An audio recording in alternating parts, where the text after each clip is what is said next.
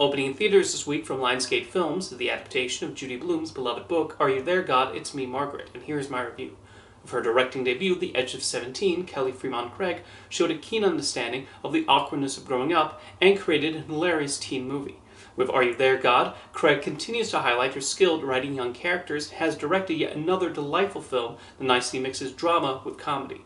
Margaret's conflicts throughout the film are well developed, with the other people in her life also given fully formed personalities. It does not take long to find Margaret a likable character, with the film diving into her anxieties during this time in her life. The movie does not shy away from what young girls deal with as they try to figure out their bodies, with the screenplay finding solid humor in those situations. The film addresses the importance of learning about this and making sure they understand topics like menstruation. One of the strengths of the movie is how it tackles this subject matter and handles all the other subplots that arise.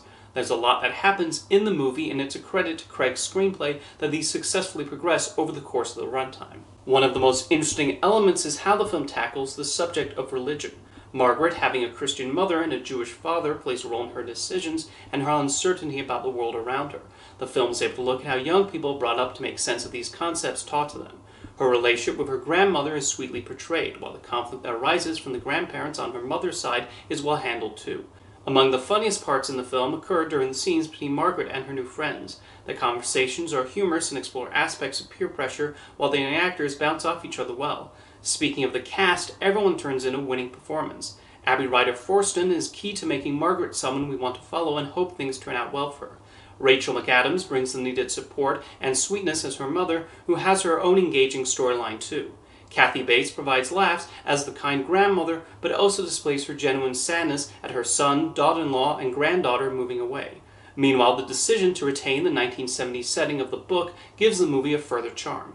Judy Blume reportedly rejected many offers to adapt Are You There, God? It's Me, Margaret for the screen.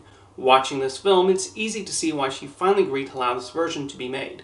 Kelly Fremont Craig does a lovely job of telling the story of a girl navigating growing up, and we're seeing this become a major trend in films lately.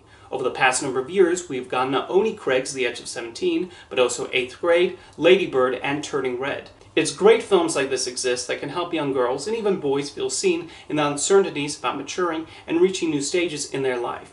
By doing it with humor and drama that feels earned, Are You There, God? It's Me, Margaret succeeds in its principal goal of depicting the peculiarities of youth.